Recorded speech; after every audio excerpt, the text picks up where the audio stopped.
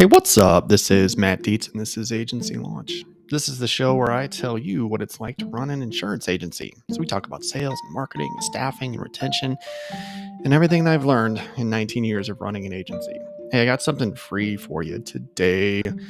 Hey, are you getting yelled at by your clients a little bit more than you're used to? Like, we're in a pretty heavy rate cycle, right? Where we're taking a lot of rates. So I'm going to give you a letter that you can email to your clients. It's one that I've written myself. It's one that I'm using in my agency, and it's getting a really nice response from my clients. This letter shows why they bought from you. So do me a favor and send me a text, 208-213-8809, and write the word email, and I will send you a link to this letter. All right, there you go. On with the show.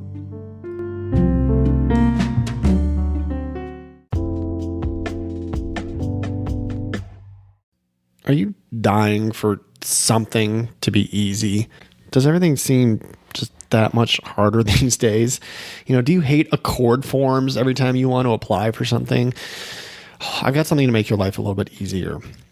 I want to introduce you to Brightco. Brightco is an online jewelry insurance company that has made buying insurance for your jewelry so easy. You can get a quote in like 2 minutes. You answer 6 questions. You can do the quote. You can bind it. You're going to be done before you even know that you started.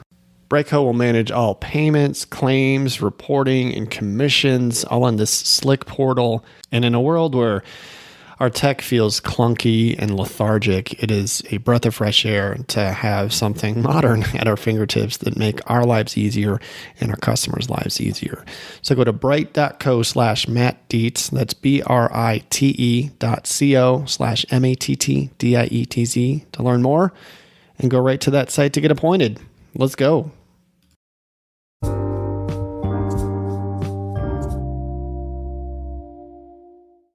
Hey, what's up?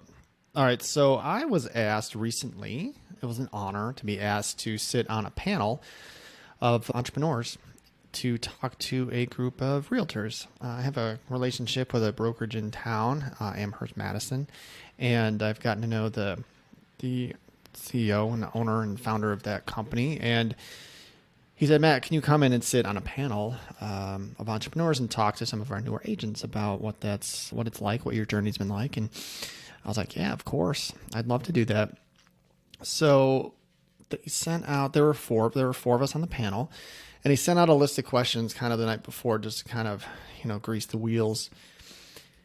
And so, I looked at the questions and I kind of had some answers ready. And honestly, I thought it was good content to share with you because they were good questions and I have some answers. I thought I'd share them with you. Okay. So the first one that he asked us was, what's your greatest strength as an entrepreneur? How do you utilize that in your business, and what's your greatest weakness?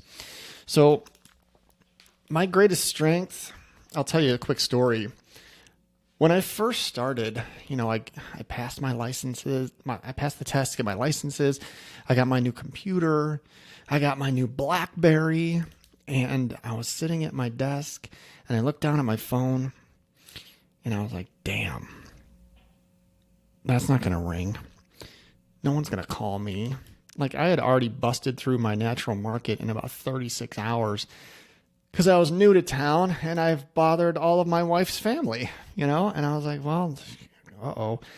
And I kind of panicked and I ran to, my district manager's office and I was like, hey man, like, how do you do this job? Like, I had no idea how to do this job. And so he was like, well, you've got to build some marketing systems. You got to do some things. And I was just like, I felt way in over my head. So I ran to the bookstore and I bought a bunch of books. I started reading books about sales and marketing. And so this leads me to what my greatest strength is. I think it is my willingness to learn. I've got a growth mindset. I'm willing to learn things that I do not know. I am not proud enough to not say that I don't know something. And I was at a point in my life where I was really desperate to be successful. I have a new wife. I had a 10-month-old baby, and I just bought a house I couldn't afford. And like, I needed to make this work. Like, this was it. This was my career. Like, I had a few other jobs in the past that did not go well. I'd been fired. Like, I was like, all right, this has gotta work. So there was an air of desperation and a willingness to learn, and then a willingness to do the hard work. The other thing is, with all the things that I was learning, and I continue to do it to this day, I'm 19 years in, is the things that I learn, I will deploy into my business. That's one of my favorite things about being a business owner, is the ability to tinker and to add things that are going to work, and to test things and to keep them and delete the things that don't. And that's what I think is one of the funnest parts about being an entrepreneur. So that's my greatest strength. My greatest weakness is probably my inattention. I'm sure I have undiagnosed ADHD, and I have inattention, and I have shiny object syndrome, and I can lose focus pretty quickly. So I've learned to do a number of things. That was one of the books I read early on, and I've read, Atomic Habits and 4,000 Weeks and Deep Work, and these really important books that have helped keep me on track. And, the Power Hour, I've talked about it before. If you can work for 1 hour distraction free, you can do so much. So these are the things that I've learned along the way. I just didn't know this stuff when I started. You've got to really be able to focus on the things that matter, and then prioritize the things that really matter. We can do a lot of fake work out here, right? We need a lot of work that doesn't move the needle. Like, I'm being distracted right now. Can you hear this beeping on my phone? I'm going to just bust right through it and pretend like it's not happening. But you've got to prioritize your work. The question that I would ask newer agents is is what you're doing right now going to lead to a sale or lead to a quote? Like, that should be your litmus test for an agent early in their career. Is what you're doing in that moment going to lead to a sale or a quote? And if it's not, then you need to pivot and to do that. It works. Okay. So let's see. That was the first question. Let me get another one in here. Let's see.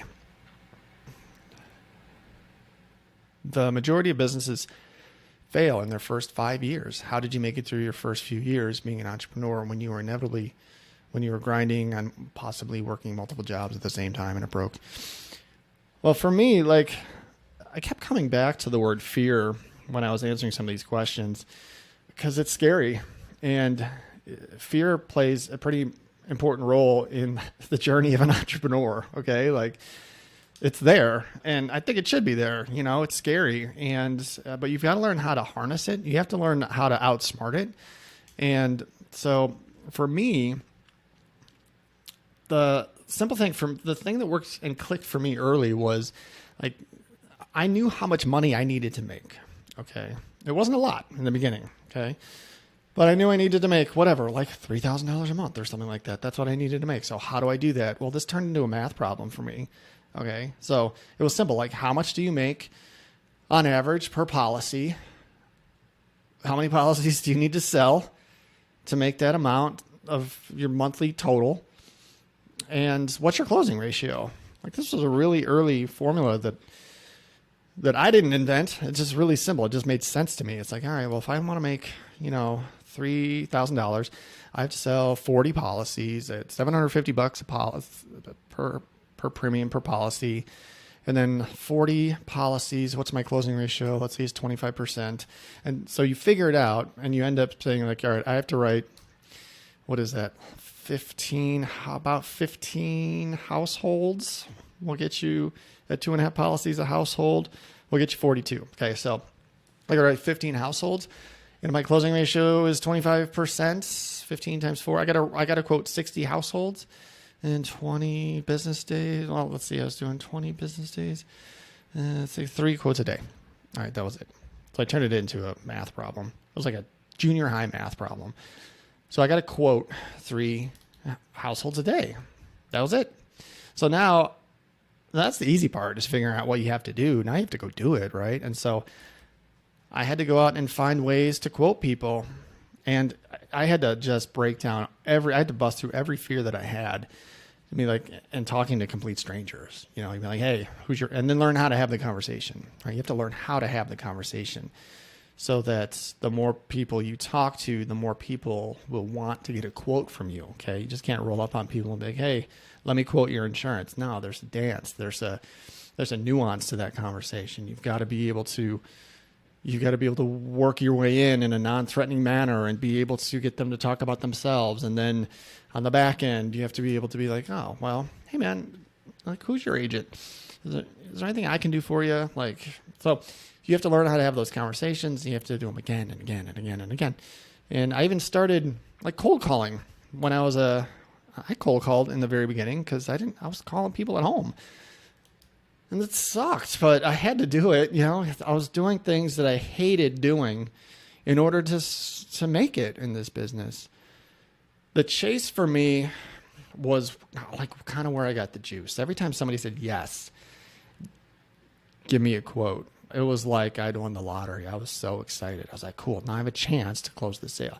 And then you work it up, and then you make the sale, and then you close it, and then you get it, and then that's even better. See, it's like two wins for you. You get the yes for when they want the quote, and then if they buy from you, it's another win. So it kind of became addicting for me. I was like, it's once you start winning, you realize that your confidence grows, and you learn new ways to do things, and you learn new ways to sell products, and what phrases work and what phrases don't. And you're learning your product along the way because people are asking you questions that you don't know answers to, but you have to go find the answers. So it was a pretty exciting time, but that's how I did it. I turned it into a math problem, and I had to overcome my fears. I was like, well, if this is what I'm going to do for a living, this is the field, this is the job that I chose to do. Okay. There's certain parts of this job that you have to be able to do and do well, especially in the beginning. Okay. You have to be able to ask people for their business. And I knew that there have been tens of thousands of people who have done this job and have done it well and made a living out of it. I knew that this was not an impossible job. Many people have done it. Many people have succeeded. And looking back, I was like, well, if they can do it, why can't I? Like, there are people out there that I know I've got the skills to be able to do it. There are a lot of people who have failed too. Like 1 out of 3, I think, don't make it out of their first year. So it's not easy, but there are a lot of people that have succeeded in this, and that kind of mindset. I was like, all right, well, if they did it, I can do it too. Okay. And I met with a lot of them, and I talked with a lot of them, and I was like, well, how did you do it? And I got a lot of information. They were like, well, you got to go ask people for business, and you got to ask enough people, see enough people say the right things. I was like, oh, that's good. Anyway, that's how I made it through my first 5 years. It was a grind, but it was very satisfying. I'm in my 19th year now, so that was awesome. All right. So let's see what's next. Talk about your workload and how many hours a week you work. How this workload shifted over the years. Do you take more time off than you used to when you were just starting? Well, yeah, of course now. So the story I'll tell you here, I think, so my wife and I both started businesses at the same time. She's a PA, she's a psychiatrist, and she has her own business. And we both started our own businesses from scratch at the same time. So I had no policies. She had no patience.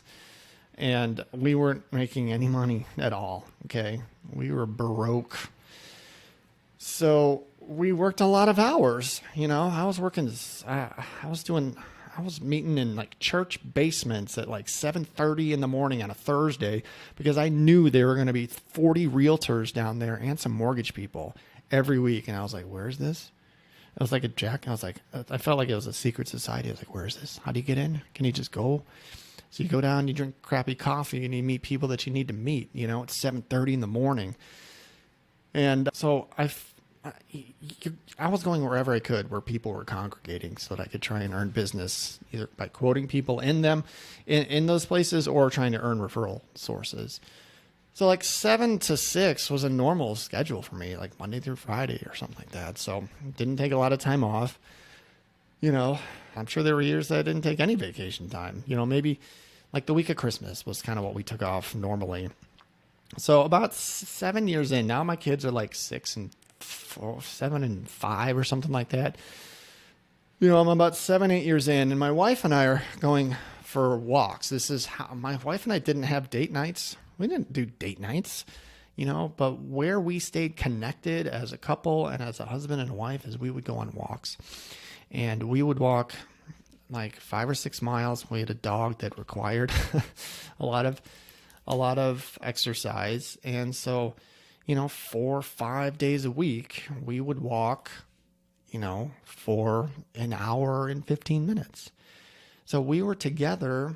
It's just her and I, and we would walk for hours every week. And it's been the best. It's been one of my favorite parts of our marriage. All right. We didn't have date nights, but we did this instead. And we talked the entire time. Like, there's no silence. Like, we're talking, we're learning, we're growing, we're asking questions, we're solving problems. Like, she's talking about her business, we're talking about the family, I'm talking about my business. It's awesome. So I'd encourage you, like, this is such a great way to stay connected with your partner. The other thing is, you probably know this, but like when you're walking and looking forward, your level of conversation can be a little bit different because you're not looking right at each other. Science will tell you that you'll be a little bit more open, you'll be a little bit more free in the way that you talk if you're walking side by side with someone else. That's just the way it is. So anyway, that's been really helpful for us. Anyway, in one of our talks, my wife looks at me and she goes, she doesn't look at me. She asks, she goes, Matt, she goes, remember when we started these businesses, we were like, we're going to be able to have more free time, and there's going to be some more freedom that comes with being business owners and all of that. And I was like, yeah. She's like, when does that happen? And that hit me like a ton of bricks. I was like, yeah, when does that happen? Oh, I guess that's something that we have to decide, right? I grew up in a family where my dad worked Monday through Friday, 8 to 5 or 8 to 6 every day forever. And that kind of stuff gets hardwired in your psyche. And that's kind of the way that was the way I was trending. I was like, well, I work every day. I work 40 hours a week or 50 hours a week, and you grind and you grind and you grind. But she was right. I was like, that's a great question. I said, I'll tell you what. So after we talked it through a little bit more, I was like, I'll tell you what. I'll start taking Fridays off because she wasn't working Fridays. The kids will be at school, and then we'll have a whole day together. And if something happens to my business that's detrimental, if my team, can't handle the office, or, my business slips, or new business production goes down or something like that, I'll go back to work on Fridays. We'll try it for 90 days. I said, okay, great. So we did it. I haven't worked a Friday in like 10 years. Okay. It's just the way my business has been built and the way it runs is that, once you build the systems that you need to build in your agency, like, you do not have to be present there all the time. Okay. I like coming into the office. I'm an office rat, but if you have your people doing the right things and they're trained properly, like, you don't have to be there all the time. And it's been amazing. Okay. Like, last fall, my kids now are 17 and 15. Last fall, my son was playing soccer in high school, and my daughter was playing volleyball in high school. And, they're both fall sports, and the fall schedules came out, and my wife pulled out the calendar and she wrote down all their games. And we looked at her like, okay, August, September, October. And we were like, oh, whoa, 41 games. Awesome. And I didn't miss one of them. They're my priority. They're why I do what I do.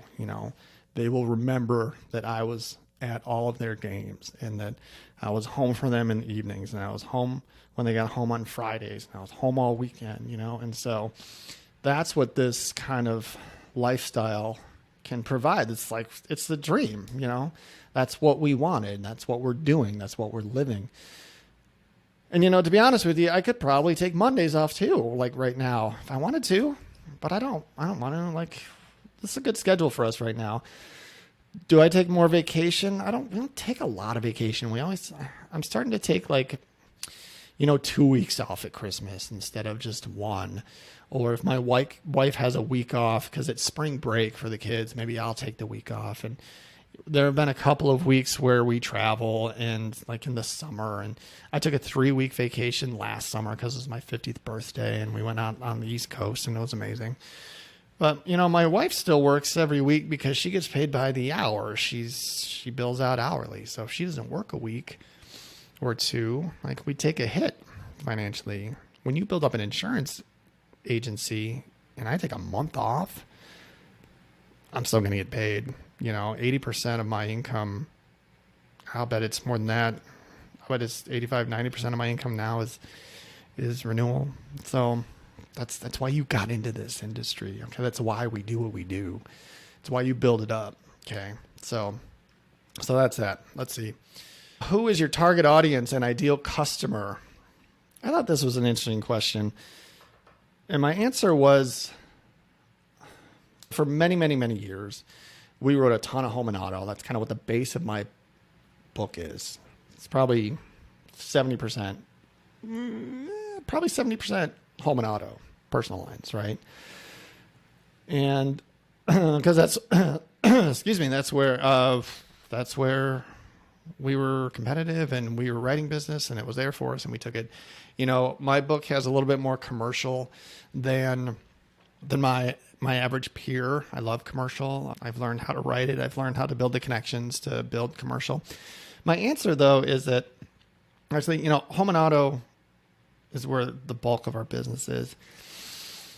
But our target customer, I think it can be a moving target because we offer so many products. And I was taught to sell what's on sale. We'll always try and write all lines of business, and we always do. We're a pretty balanced agency. We always write a bunch of home and auto. We always write, we write between we write plenty of commercial, and we write enough life.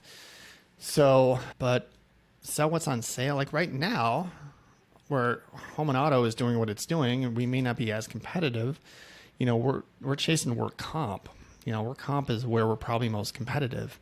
And so I'm chasing work comp. There may be a period of time where our home rates, there was a period of time where our home rates were really competitive and it was really exciting. And so we changed and we pivot to be more aggressive to homeowners. Right now we're trying to write more life insurance too, because there's some other products that are challenging to sell. So we're writing more life because our life product doesn't really change in premium. Some of our life rates have gone down, so like, where is your biggest opportunity to make a sale? What's your greatest closing ratio? And those are the things that I would have you ask yourself. Take a look at your numbers. And if you look down, you're like, Jesus, we're closing 40% of our commercial. Like, what are we doing with this other stuff where we're closing 5%? Like, that's not smart. Okay. Be smart out there and close more business. Be in front of the right people. Okay. I love working with small business owners. I would say that's my target market personally. I learned early on that I could talk to business owners just differently than talking to non-business owners because I'm a business owner, right? You're a business owner. And so it's easy to talk to business owners because we have the same types of problems. We have the same struggles. And I found myself trying to learn from them. I'd be like, yeah, you're doing great. What are you doing for marketing? How are you finding your people? Do you guys have a good accountant? Like, what are you doing to save on taxes? Like, what are you doing for health insurance? Like, we would just have like business conversations back and forth with other business owners because they're learning to grow their business just like you're trying to grow yours. And so it's a great energy I found between business owners and what I do, because that's what I am. Okay. So it's an easy population for you to talk to because you're going through it just like they are. Okay. If you can utilize that, you can harness that energy, and deploy empathy, your connection will grow a little bit faster. There will be a little bit more trust involved. There's a little bit more understanding. And I love working with small business owners. It's why I started my other podcast where I interview them. Like, there's such great natural conversations that I'm having with these people who are out in the trenches with me. The conversations are great. And so that's why I do that. And so I would say that's what my target market is. let's see. What are your top 3 strategies for generating new business commercial leads currently?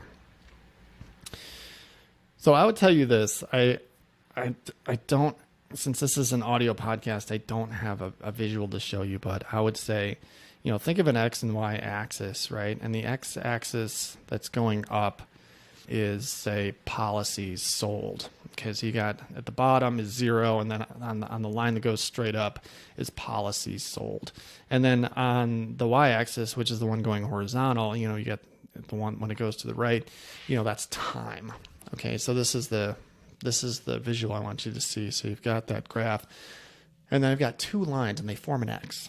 Okay, the first line starts higher up on the vertical line, and it goes down to 0 on the timeline.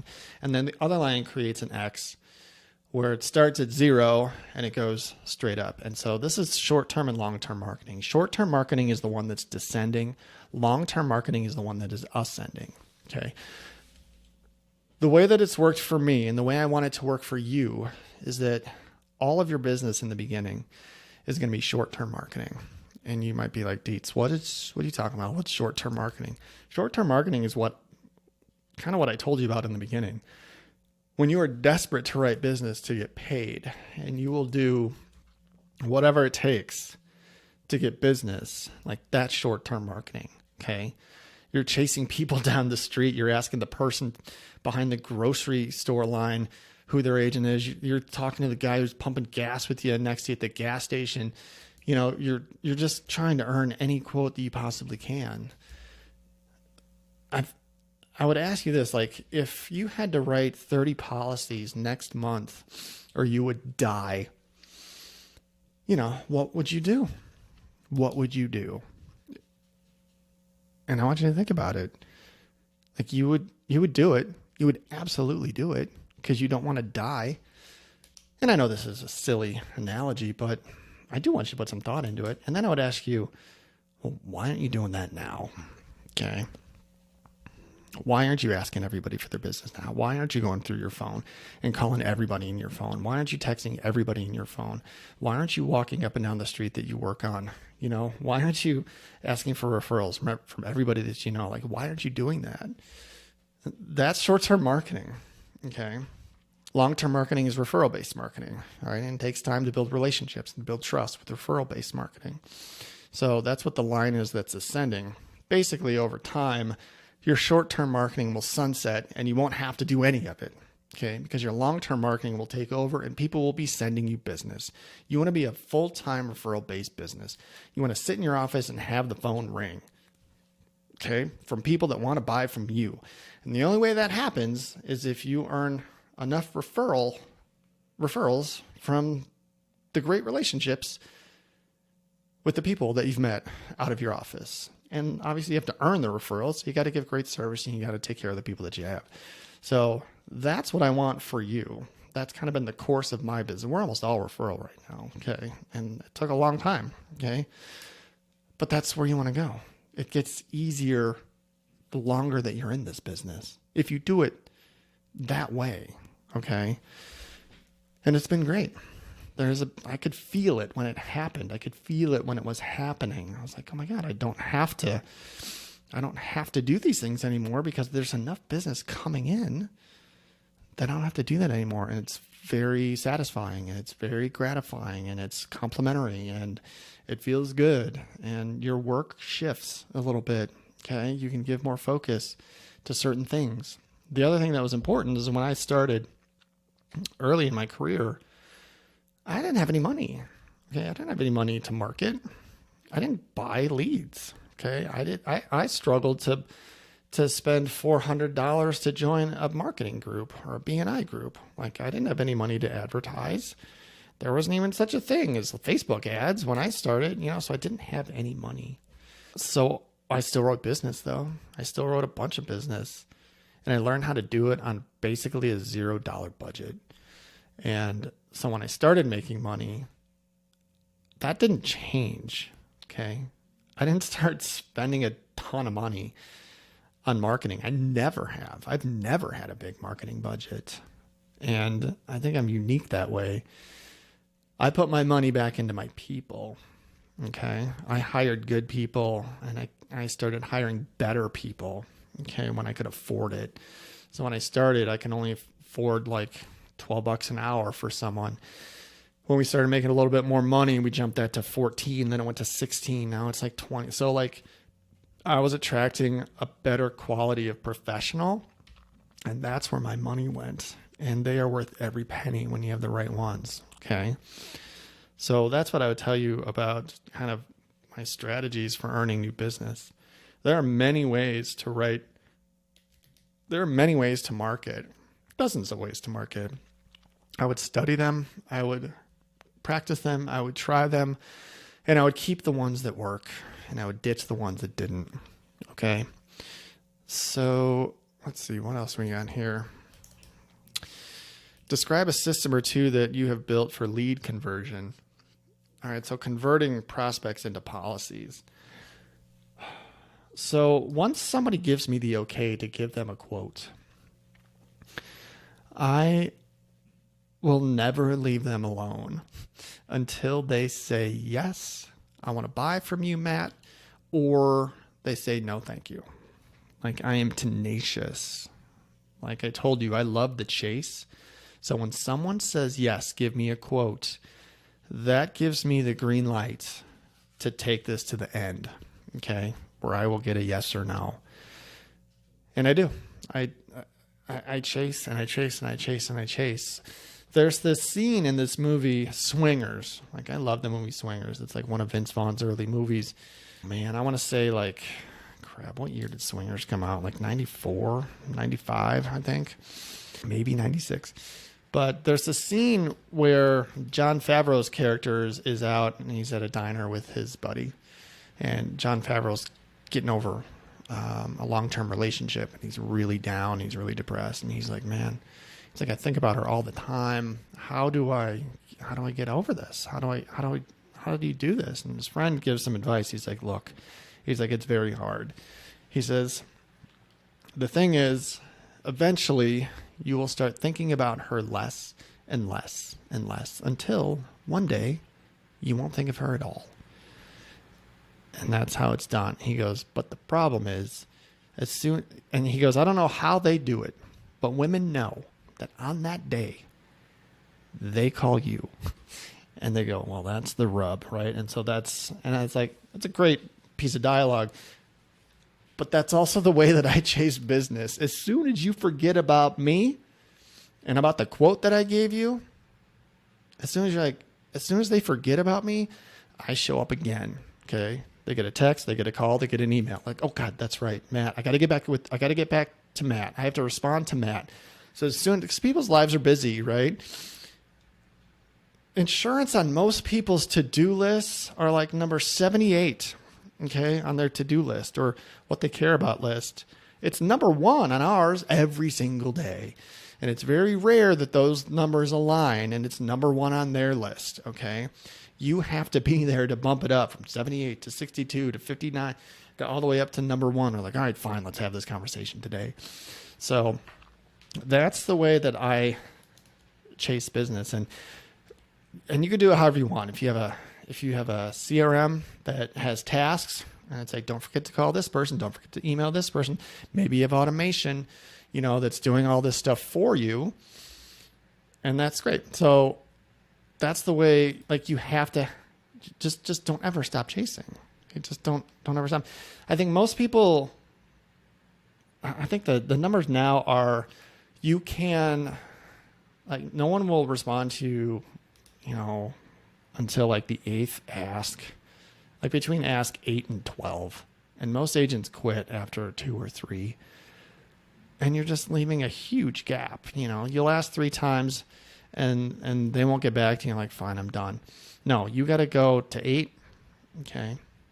Now, the other thing I'll tell you, and this is important for me to realize, it's like, God, this person hasn't called me back. I've emailed them 6 times or texted them 5 times or called them 3 times. They don't call me back. I'm like, I don't care, because a phone call, an email, or a text takes like 60 seconds to do. I don't see it as a lot of time for me to chase a prospect. especially if there's automation involved, like that'll do that by itself.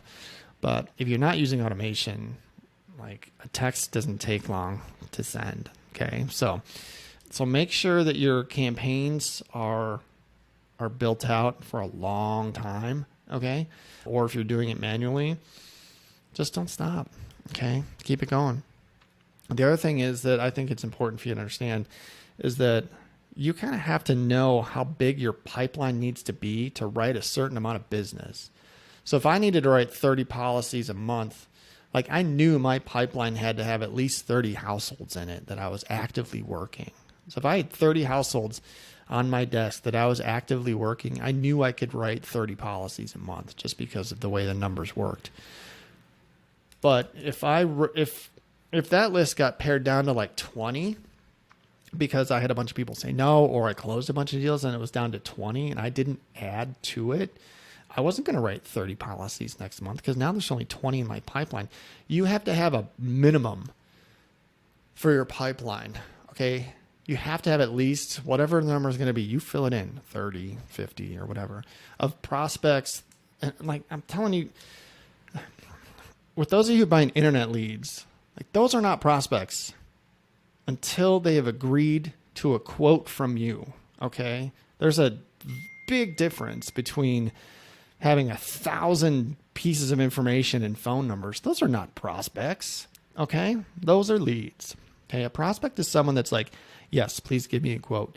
When I say you need 30 people that you're chasing, these are people that have agreed to a quote from you, okay? They've flipped the switch and they've given you the okay to quote them. That's so much more important than your database of 2,000 leads of people that aren't going to call you back.